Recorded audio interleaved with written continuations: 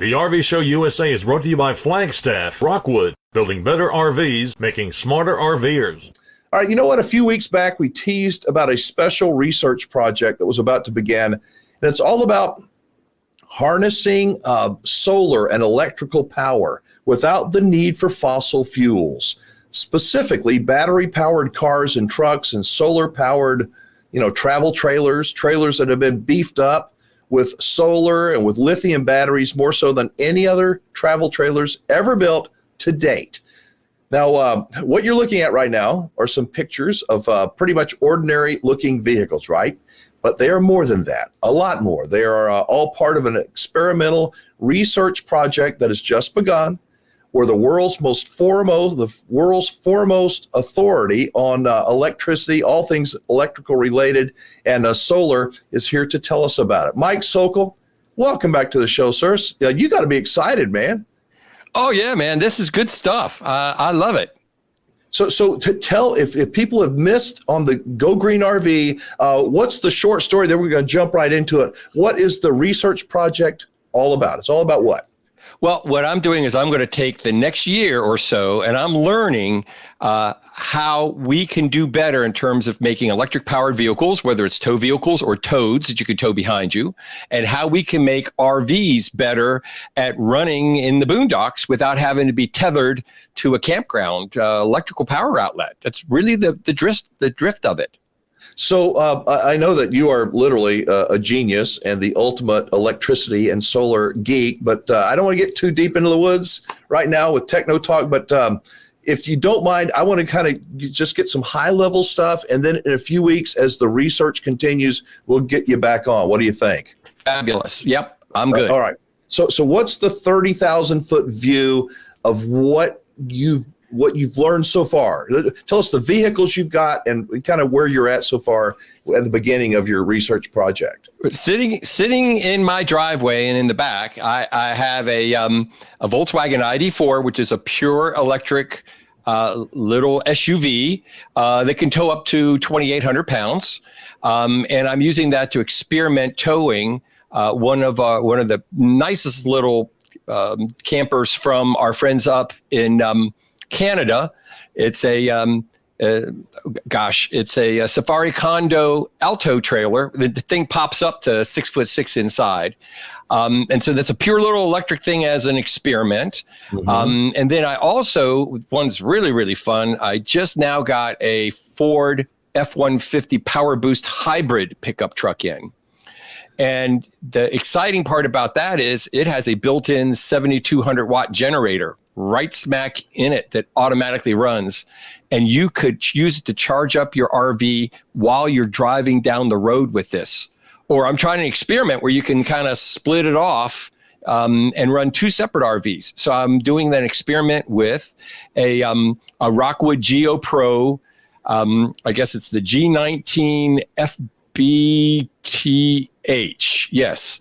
And that's really a cool special. Little camper there. Oh, man. Yeah. That thing has got, from the factory, it's got, I think, nearly 600 watts of solar panels on the roof and a 500 amp hour battery. It will run the air conditioner 4 hours on its own, just off of battery power. Really? Yeah, it's I'm amazed. And, and they've got all of the tricks in here to try to reduce the amount of power so that you can really, go out on the sticks with this if you want to. And if you towed this with your F-150, which I'm actually taking it out to Goshen, Indiana here next week. I'm taking it to back to the mothership where they built it, just so they can see how this all works.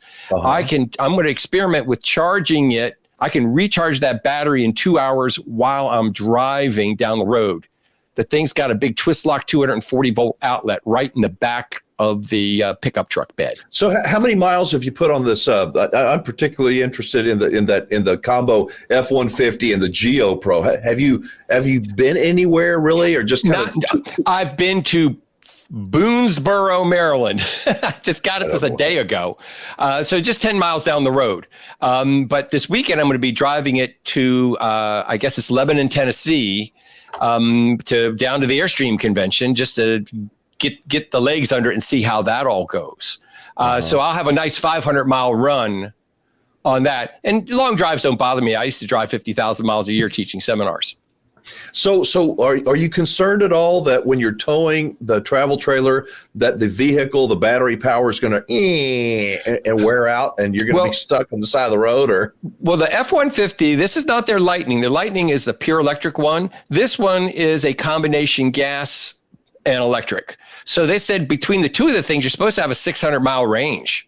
Really? Which is pretty interesting. Yeah. If you're just idling it to power the generator, it'll run. They say it'll run for 85 hours idling, that you can supply power off of the outlet.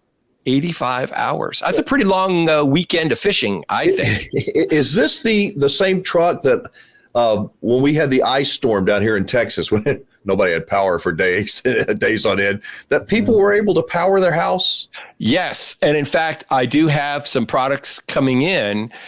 So I can actually set this up and just run a big, heavy twist lock cord right into your house and run 240 volt anything with this. Really? For days. For days. So how were you able to get you must be a pretty good salesman, Mike Sokol. I mean, I think that the manufacturers are probably very interested in somebody really doing, a real life test on this kind of on their products. I think so. It's the craziest thing. Once you got to the right people, and the beauty of this is the guys from the vehicle manufacturers, they just show up with a vehicle all detailed, all filled up. They drop it off in the driveway and they hand you the keys and say, go have fun. It's the most amazing thing. And the F-150, I just noticed it because I'm going to need it. They put an Easy Pass in there for me, already paid for. Wow. I mean, this is just like nuts. That's pretty nice. It's really, really slick. So it'll be interesting. Now later, this summer, I've also have promises from Rivian for an R1T. I'm trying to work on a Tesla Cybertruck, but I do have someone that will loan me his Model Y for a day to go tow around. This is like, I was a motorhead when I was a kid. Good golly. How much fun is this? So one of the things that I'm, wondering is about the weight. For example, on that Geo-Pro, the Geo-Pro is a great travel trailer. It's top of its class, blah, blah, blah. But with all those lithium batteries, how heavy is it? Is that going to compromise the amount of gear that I'm going to be able to carry? It's like 3,800 pounds. And this is a 19-foot toy hauler. It's 3,800 pounds. It's absolutely amazing. Yeah. Wow. Yeah. And this has got the More Ride suspension on it that you can run the thing up and down. So you can take it down for, to put stuff in and out of it. And then you just hit the little button side would take it up 50% or 75%. The thing it just runs the thing up and down. I got to tell you, if somebody said, if they were paying me to drive from this to California tomorrow, I would hop in this, pull it with that F-150, and I would be there in 3 days. It wouldn't bother me a bit. And so, with crowded campgrounds, there's one of the good things business wise is, the RV sales are really good, but right. The campgrounds are very busy. If this solar and this electric car thing works out, it could open up a whole new world for people that want to literally get off the grid and stay off the grid for quite some time. I really think so. And, there's been a number of people saying that even RV owners that have large Class A's, because they're so hard to actually, plan ahead, and you don't really take one of those fishing. They are going then and buying these smaller trailers also on the side. And just so that you can actually go real camping, as it were, as opposed to, well, you've got to go someplace and you've got to make sure they've got a wide enough spot for you and on and on and on for all that other stuff. And I really enjoyed camping as a kid, where, it was a Cox pop-up camper and we saw half of Canada. I was through 40 states by the time I was 16 years old. And to me, that was just brilliant. Yeah. Well, going back to what you said of the F-150, they estimated you could go up to 600 miles? They've got about 600 miles between the gas engine. I think the thing has an EPA rating. That's not towing a 19-foot Rockwood. I don't know. But that's where I'm going with this. When I get back, I will have mileage rate things for you. You see, this is part of the trick. So I had it out there today with I didn't send you guys a picture of it, but I have a 10,000 watt, what we call a load bank. And it's just this big, massive thing. It's basically a big heater with fans in it. And I jacked this thing up to 7,000 watts continuous coming out of it. And I was running it for hours. And it just automatically starts the engine and stops it whenever it needs it and puts it on high idle whenever it wants it. It's pretty darn intelligent. And then when you put your foot into this thing, it runs both the electric engine and the gas engine at the same time. And I mean, that thing gets, if you know what I mean, when you hit it. So, and I towed, like I said, the Rockwood trailer. I mean, when you push the pedal down, that thing just blasts. I'm going to do a couple of 0 to 60 mile an hour tests. Don't tell anybody, just to kind of see how these things go. But these electric vehicles, even, back to that ID4, when you're like 10 miles an hour and you put your foot in it, it slaps you back in the seat. I almost ran over a car in front of me the other day. And it's like, boy, that thing goes. And these are nice, stylish vehicles. It recognizes you when you get into it, starts up the air conditioning, everything. It's a little bit odd in terms of just getting used to the fact that it doesn't have a stick shift because, gosh, I learned to drive back in the 60s with 3 on the tree and 4 on the floor and you name it. But both the vehicles they've really integrated that stuff nicely. The F-150 also has the Skyview camera in it. When you get something close to it, it shows you a vision all 360 degrees around you. I don't know how they do it yet. Wow. And so, I mean, there's some really, really good safety features in both of these vehicles, which I think is brilliant. I want to ask you when I was a kid, I had clunkers. If I wanted a vehicle, I had to figure out how to work on them, but I could work on, carburetors and I could change engines out and do the brakes and all that kind of stuff, work under the hood. From a maintenance standpoint nowadays, I just, I guess I could maybe you really don't stand a chance. I mean, you can rotate your tires. Yeah, exactly. But with this electrical stuff, I mean,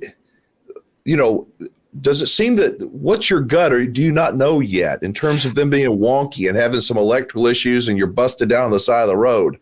Well, I don't know, but all of this stuff runs off of a CAN bus. There's a special computer protocol that talks to everything, and I'm assuming these service techs just plug into it, and the guys in Germany or Detroit or wherever go look at it remotely. They can basically do anything remotely. The Ford doesn't do this, but the Volkswagen is an autonomous driver. So you can actually put it on the highway and hit the little button for auto lane, and you can just let off the steering wheel and it'll drive itself, which I'm a little terrified to let happen, to be honest, because I'm so used to being in control of this thing.